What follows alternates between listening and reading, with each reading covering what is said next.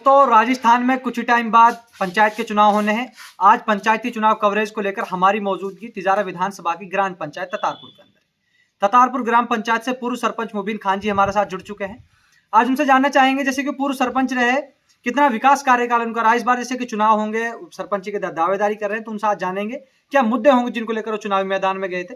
अगर बात की जाए जैसे कि नई जो ततारपुर ग्राम पंचायत जब गठित हुई थी, उसी टाइम सरपंच साहब पे पहली बार इन्होंने जनता ने भरोसा जताया। इस बार के क्या मुद्दे होंगे जिनको लेकर वो जनता के बीच जाएंगे। मुबीन जी सर, देखिए कुछ ही टाइम बाद पंचायत का चुनाव होगा, क्या कहना चाहेंगे चुनाव को लेकर। चुनाव को लेकर पहली बात तो ये है मेरे कहना है कि भाई जब अगर जनता चाहेगी तो मैं मैदान में आऊँगा चुनाव लड़ने के लिए। अगर जनता स्वीकार नहीं करेगी तो मैं क्यों आऊँगा चुनाव लड़ने के लिए। मैं चुनाव नहीं लड़ूंगा।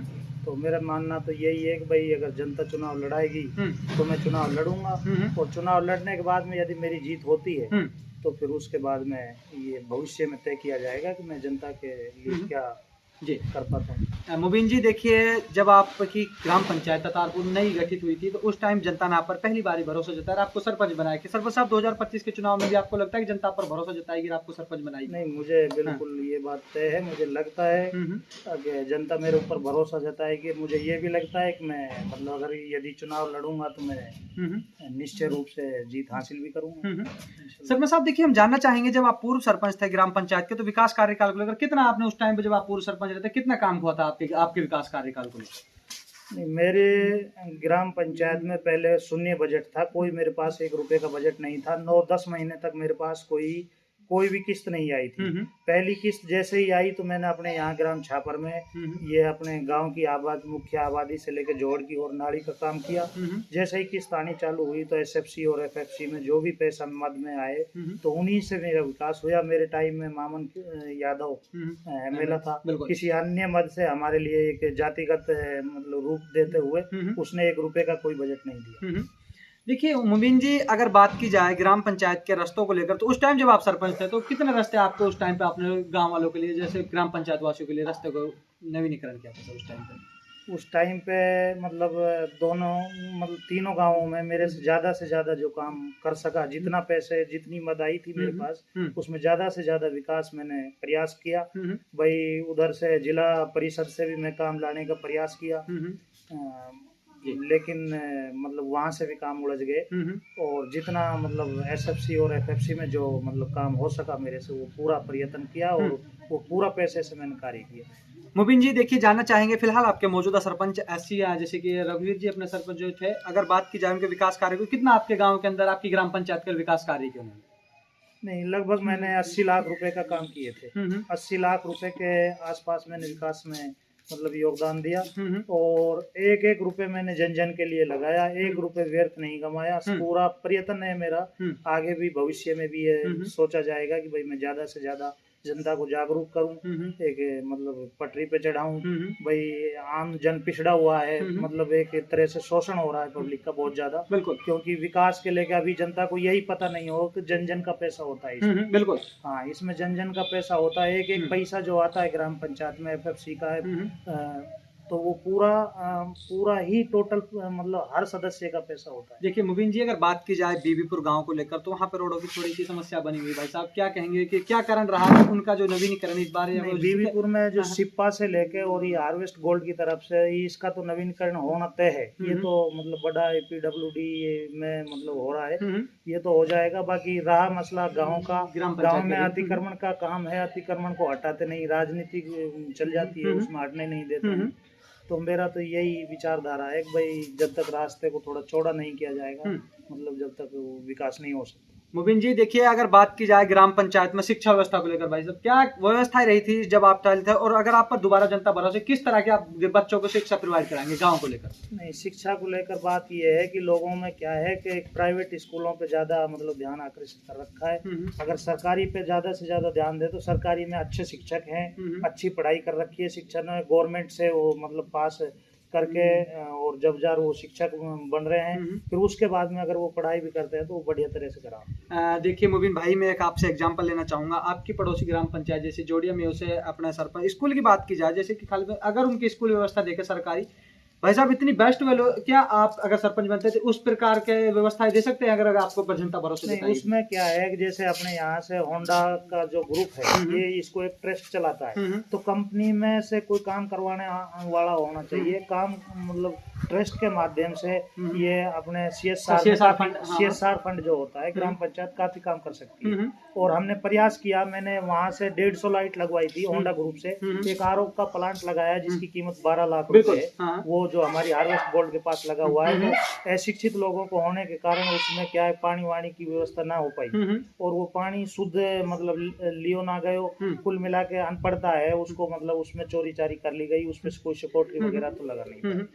देखो मुबीन जी, अगर बात की जाए ग्राम पंचायत में सर सबसे बड़ी जो मुख्य समस्या है, अगर बात की जाए गर्ल स्कूल को लेकर, हाँ जी, गर्ल स्कूल की अगर बात की जाए दोनों गांव में, तीनों गांव की बात, गर्ल स्कूल दोनों गांव में हेडक्वार्टर कहीं पर ले सरपंच साहब यहाँ में क्या है कि ये जो छापर गांव है ये 4 गांवों के बीच में एक सर्किल है, यहाँ पे गर्ल्स स्कूल होना बहुत ही जरूरी है, अति आवश्यक है, क्योंकि अगर यहाँ गर्ल्स स्कूल नहीं होगी तो छोरियां बहुत ज्यादा पीछे पिछड़ जाएंगी। बिल्कुल, क्योंकि जब अन्य कस्बों को हम गर्ल्स स्कूल दे सकती है गवर्नमेंट, हमारी सरकार, तो हमारे को क्यों ना दिए। आज इतना दिन के बावजूद भी आज हमारे 4 गांवों के बीच में कोई गर्ल्स स्कूल नहीं है, और ये प्राइमरी स्कूल हैं जो कक्षा 5वीं तक की है, कोई भी यहाँ 8वीं स्कूल भी नहीं है यहाँ पे लोकल, क्योंकि यहाँ पे स्कूल ये 10 तक की होनी बहुत जरूरी है अपने ये हार्वेस्ट गोल्ड पे जो स्कूल है। सरपंच साहब देखिए, आप खुद एग्रीकल्चर से जुड़े हुए हैं, अगर बात की जाए पूरी ग्राम पंचायत एग्रीकल्चर से जुड़ी हुई है, अगर बात की जाए सरपंच साहब लाइट व्यवस्था को लेकर क्या व्यवस्थाएं चल रही है फिलहाल आपकी ग्राम पंचायत में? देखो अभी फसलों का टाइम है और रात के बीच टाइम में बिजली आना नहीं, लाइट हमारे बिल्कुल सही आ रही है, लाइट हमारे बिल्कुल कोई लाइट में कोई फॉल्ट नहीं है, कोई कमी नहीं है, लाइट हमारे लिए जितनी हमें चाहिए लाइट पूरी मात्रा में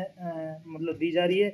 लाइट की एक कमी है, यदि कोई भी उपभोक्ता कृषि कनेक्शन के लिए यदि फाइल लगाता है तो उसका नंबर नहीं पड़ता, ये सबसे बड़ी समस्या ये चल रही है जी। सरकार को ये कनेक्शन मुहैया कराने चाहिए, जिसको जरूरत है तो उसको सरकार को ये ज्यादा से ज्यादा कनेक्शन देना चाहिए, मेरा मानना है जी। मुबीन जी, अगर बात की जाए ग्राम पंचायत के रोजगार को लेकर, देखिए सरपंच साहब अपना जो ग्राम पंचायत के अंदर जो फैक्ट्री आती है सरपंच साहब, उनमें अधिकार होता है कि अपने बच्चों को रोजगार देना, लोकल लोगों को, लेकिन सरपंच साहब वह रोजगार कुछ कारणवश लोकल लोगों को नहीं मिल पाता है, वो एक सबसे बड़ी समस्या है रोजगार को लेकर। सरपंच साहब किस तरह देखते हैं उस चीज को? नहीं, उसको सरकार को ध्यान देना चाहिए। सरकार हमारे राजस्थान राज्य के जितने भी लोकल बंदे हैं वो सारे बेरोजगार हैं, लगभग 2% ही बंदे यहाँ अपने इंडस्ट्रीज एरिया में काम कर रहे हैं, और लगभग 98% लोग यहाँ बेरोजगार हैं।